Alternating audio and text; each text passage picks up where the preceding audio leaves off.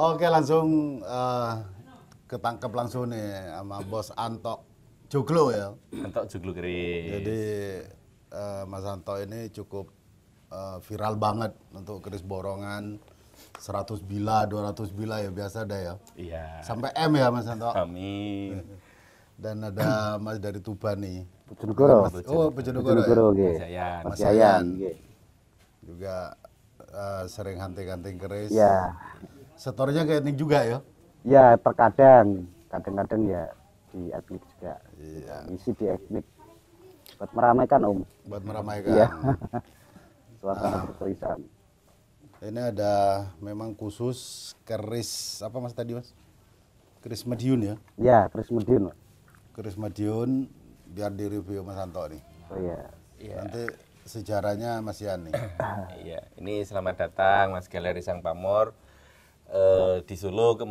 Pas kebetulan di Solo, jadi teman-teman ini pas ngumpul di Solo banyak ya pecinta hunting-hunting pusaka ini. Iya, ini kita review keris Tundung Madiun ya kan? Maksudnya Madiunnya ini. Oh Madiun. Bukan ya. tundung. Ya, Kalau oke. tundung lebih ke Dengan pusaka, dengan rangka warangka Gayaman Ladrang Surakarta ini. Kemudian pendoknya ini tretes yakut, kemudian masih orisinil semua. Ada kinatahnya, satu wedana. ya satu wedanya lunglungan ini. Oke, kita review. Wow, keren ini. Ini pusaka Luk 11 dengan dapur Sabu Inten. Ya, terus kemudian ini pamornya ini Wengkon Isen ini Mas. Eranya Madiun ya Mas ya ini. Madiun. Ya. Memang pusaka Madiun itu jarang atau jarang sering kita jumpai yang ada kinatahnya. Jadi ketika pusaka yang ada kinatahnya itu pasti pusaka dulu berjasa kan gitu loh. Jadi mungkin sama pusaka ini berjasa dimegang oleh siapa, terus kemudian sama karena berjasa itu jadi dari keraton atau apa itu dikasih tanda atau kinatah ya ini di bawahnya ini. Tapi pada umumnya Madiun kinatanya kuningan itu ya. Iya, kuningan. Kebanyakan kuningan seperti itu, ada yang tembaga kan seperti itu. Ini kayaknya Mas ya. Ini kayaknya Mas ini langka juga ini Mas ini. Ini termasuk masih utuh ini kondisinya ini. Monggo ini Mas Yayan yang dari Bojonegoro membabar pusaka ini. Iya. Ya. Jadi untuk tadi menyambung dari penjelasan Denanto. Ini keris Madiun itu pusatnya sejarah, Mas. Jadi lahirnya pemberontak sehingga keluar keris primitif itu kan banyak dari Madiun. Iya kan? Dulunya itu Madiun itu ingin berkuasa kan di zaman Mataram, sehingga dia itu muncul beberapa keris. Karena keris dulu itu saya pernah mau babar tentang keris primitif Om. Sempat kita juga mengajukan untuk pembuatan buku waktu itu tentang keris primitif. Apa toh keris primitif itu sebenarnya kan gitu. Itu sangat banyak ditemukan di Madiun kan. Nah itu satu karena keris primitif itu dibuat empu itu baru mulai mengawali.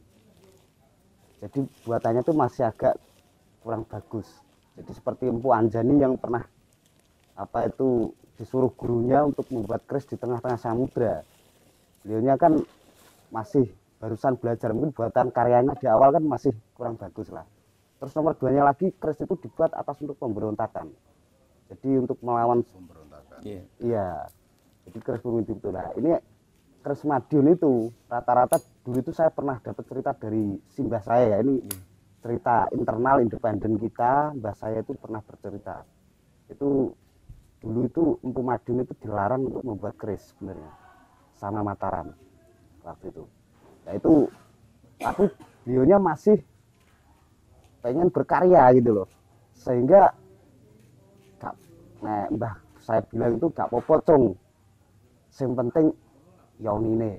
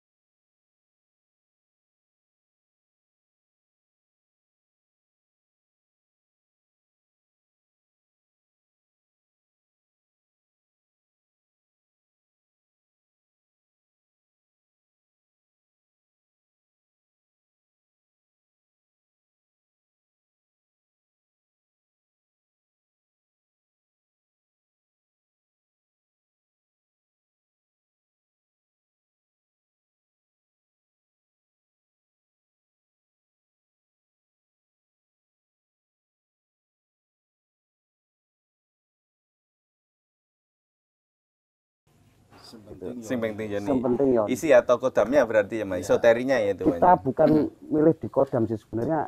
Jadi makanya sampai sekarang itu di Madiun, dulu itu kan Madiun itu ada terpecah kan sekarang jadi Magetan, jadi Ponorogo, Wengker kan dulu Presiden Madiun ya berarti dulu, zaman- zaman dulu itu presiden Madiun itu.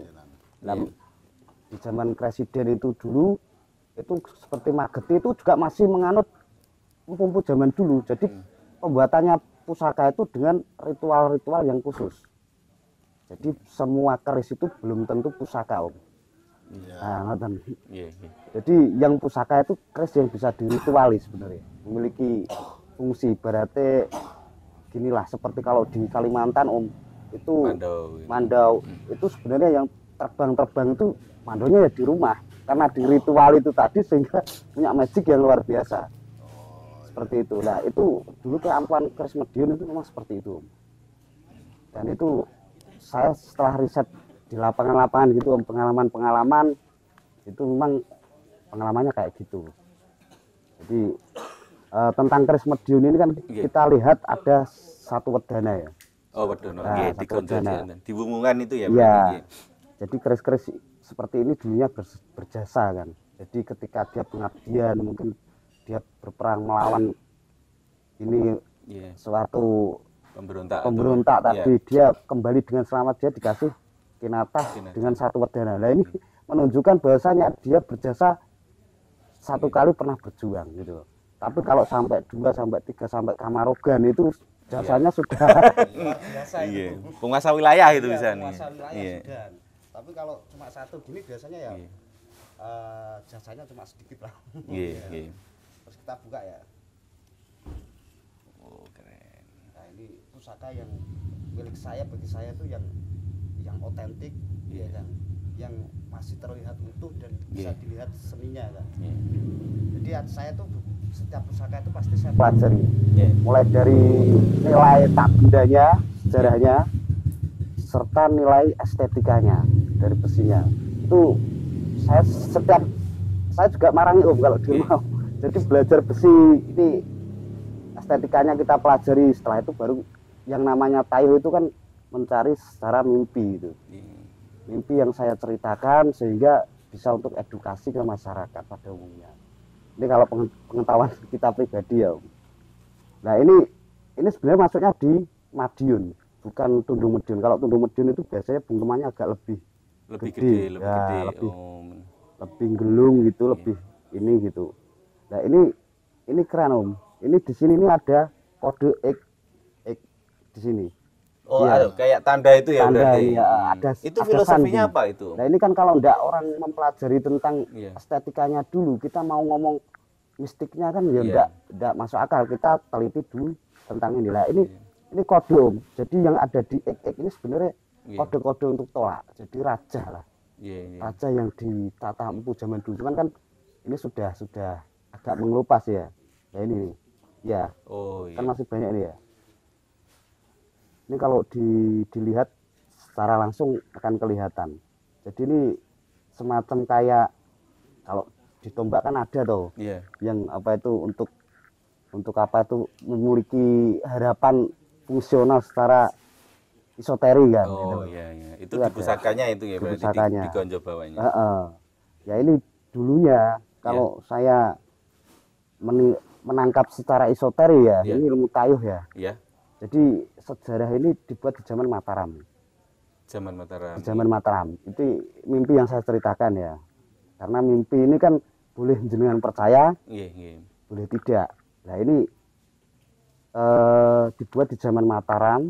Memang dulu itu Madiun itu pengen berdiri sendiri dan menguasai seluruh daerah zaman dulu. Nah sehingga dijajah sendiri oleh negaranya gitu loh. Sehingga juara keris Madiun itu mengeluarkan kinatah yang emas. Makanya pasti Kuningan buat beli jagung aja susah zaman dulu ya. Zaman dulu. Apalagi nempelin emas di keris. Jasanya dia cuma ngasih Kuningan ke ini gitu. Cuman kalau yang keluar emas ya ada. Hanya beberapa aja. Ini emas juga itu.